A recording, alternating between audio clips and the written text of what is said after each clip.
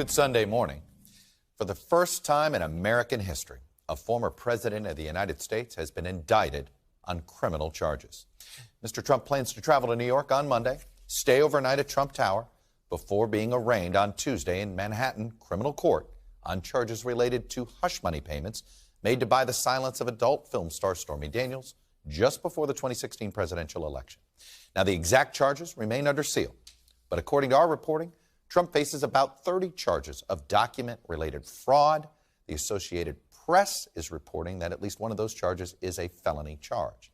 Now, Trump's 2024 rivals have jumped to his defense, calling the indictment un-American, a travesty, an outrage, more about revenge than it is about justice, and saying it should not happen in America. And the party, with exceptions you can literally count on one hand, has followed suit. Here's a sampling. The unprecedented indictment of a former president of the United States on a campaign finance issue is outrageous. It's the archetypal abuse of the prosecutorial function to engage in a political hit job. They want a picture of Donald Trump in handcuffs. They want a mugshot. Now he turns around purely for political purposes and indicts a former president on misdemeanor offenses that they're straining to try to convert into felonies. This is going to destroy America. It is notable that Governor DeSantis conceded that Trump may have committed misdemeanors. Trump's indictment and subsequent trial will be a test for the rule of law. Will it further divide the nation or signal that no one is truly above the law? Recall that Senate Republican leader Mitch McConnell, who has not commented on the indictment since it was reported on Thursday, but we should remind you what he said after voting to acquit Trump at his second impeachment trial. We have a criminal justice system in this country. We have civil litigation. And former presidents are not immune from being accountable by either one. By the way, it's worth noting, being charged with or even convicted of a crime would not disqualify Trump from running for president or even from serving as president. So what is the political impact? Well, the Trump campaign is trying very hard to act as if this is helping him. They've even circulated internal polling to the press this weekend, showing that they are somehow increasing their lead over Ron DeSantis in the primary. And also, according to the campaign, he's raised more than $4 million in the first 24 hours. Of course, after the indictment. Of course, it was thanks to this flood of fundraising solicitations.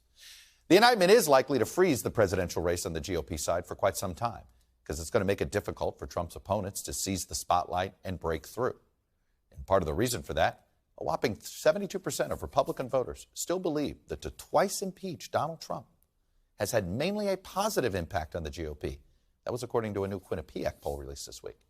But of course, longer term, huge questions remain. Ultimately, whether this will be a political problem for Trump may depend on whether he faces a second indictment, maybe in Georgia, or a third indictment, or a fourth indictment by federal prosecutors here in Washington.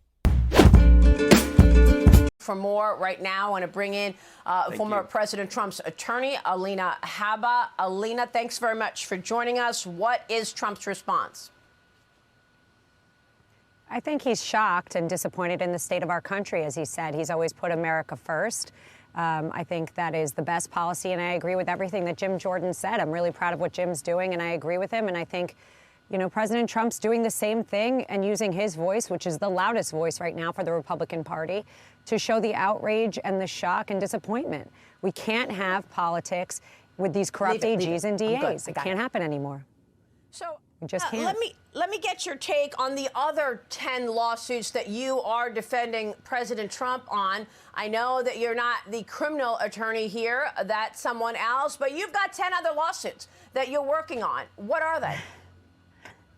Yes, I have several lawsuits, but he's not the defendant on many of them. You know, we have Letitia James. That's probably the most prominent one that I want to discuss because that is, again, a corrupt system. They're going after the Trump organization. Poor Alan Weisselberg is sitting in Rikers Island right now. Over what? Valuations? This is a real estate company that has done extremely well, is successful, and they're trying to take them and all of their individuals that lead that company down for nothing. You know, they got 3 years of special proceeding investigations. They interviewed almost 60 people. We have 5 weeks. We have a complaint filed in November. It's going to trial in October. This shows exactly how corrupt New York judicial system has become. The DAs and the AGs, Jim Jordan, I hope he brings in each and every one of them and asks them where the funding came from and how they think it's appropriate to take funding away from the city that is now falling apart, which I used to love. They are taking funding away while people are dying and there is crime rampant in the streets to go after the leading GOP Republican candidate. It is unacceptable. That is for me the most important case I have. Other than that, you know, a lot of them are cases where we have to defend against things like election fraud, things like I have a case in Pennsylvania, you know, somebody tweeted something and they sued Donald Trump. You know, I have a case against Mary Trump in the New York Times. I'm defending the case against E. Jean Carroll in 3 weeks on trial in New York. Again, yeah. You know, well, the same thing, rapid trials. Yeah, I'm making the point that there's a lot coming at President Trump, even after this criminal case right now. Alina, these cases take time. I mean, this criminal case in the Manhattan DA's office is going to have a long proceedings. You're going to have discovery. You're going to have a motion process. And that is way beyond the 4 months, which begin the GOP primary process, which, of course, the first debate is this August. Will this prevent President Trump from running in 2024? No. I don't think so. I think this is going to strengthen him. In my opinion, if you look at the polls, if you look at the American people's opinion, he is leading in the polls. And every time they come and hit him hard, Maria, every time they try and take him down, his base grows stronger. The American people are not dumb. They see what they are doing. I don't think so. I think he's going to get catapulted into that White House. And of course, he was able to raise $4 million in a couple of days on the heels of this. And he is the #1 candidate in the polls. We'll be watching. Thanks very much, Alina. To the scary scene outside a Traderjoes in Los Angeles, a deadly shooting ending in a police chase. ABC's Zorin Shah is in L.A. with more. Frantic moments as gunfire erupted at a busy shopping center in Los Angeles. 45 years of age, not conscious, not breathing, gunshot wounds. Witnesses describe chaos as at least one man opened fire in the parking lot filled with weekend shoppers. We heard multiple gunshots all at once, and then we heard screaming. One person was killed and 3 seriously injured. Officials say it all started as a drug deal Saturday afternoon. Shortly after it began, a dispute arose, according to the information that we have, and then that's when the shooting occurred. The suspect fled the scene in a bullet-ridden car. Police followed in pursuit. He was engaged in the pursuit. He has shot 4 people. He's an armed and dangerous suspect. I was just so shocked. Randy Piedrahita was driving to the bank when she witnessed the suspect run a red light and slam into another car. The car didn't even hesitate for half a second after spinning the other car, and he just took off. After that hit and run, officials say the suspect switched to a new vehicle driven by another suspect. Both eventually surrendered to authorities after the chase. Police now have 3 people in custody and say they are working to determine if any of the victims were involved in the drug deal.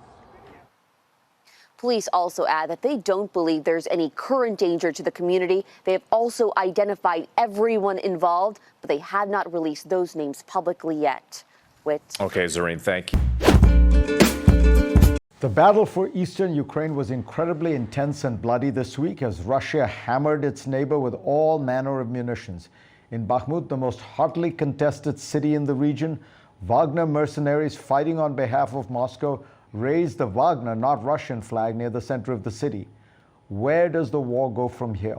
Let me bring in my guest today, retired Admiral William McRaven. Before he retired from the military in 2014, McRaven led Special Operations Command, where he oversaw the U.S. military's most elite combat units. McRaven has another terrific new book. It is called The Wisdom of the Bullfrog, Leadership Made Simple but Not Easy. Bill, welcome. Well, thanks, very good to be with you. When you look at this Bakhmut situation, Zelensky had to make a very important decision, which was whether to hold the line here. A lot of people say militarily this is not significant. Why devote so much space?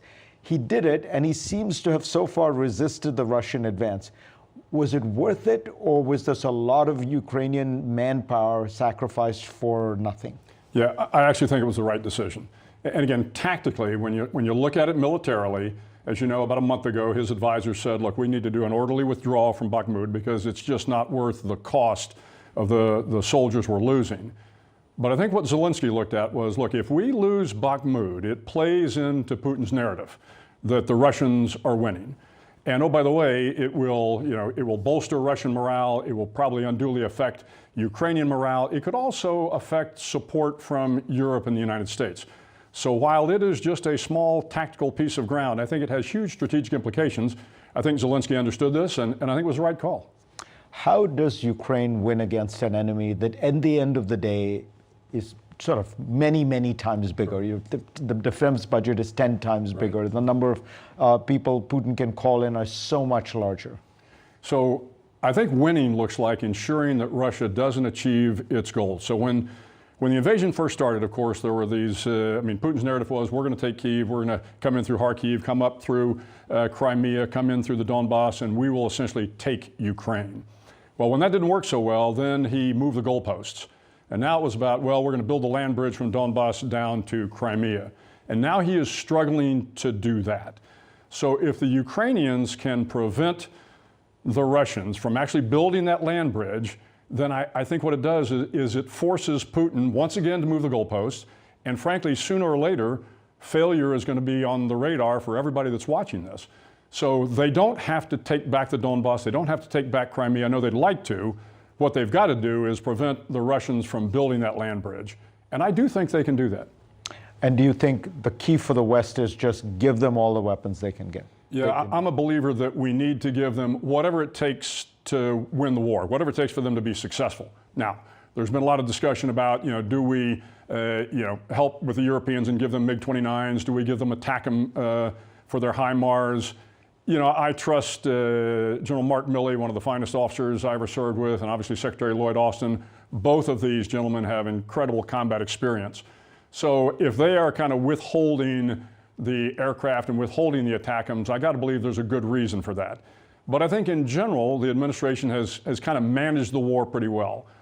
Now what they've got to do is decide whether or not they want to win the war, and all, that being the Ukrainians, helping the Ukrainians win the war.